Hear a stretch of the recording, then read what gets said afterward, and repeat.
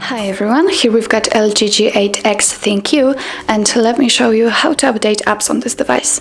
So actually all you have to do is simply open the Play Store app.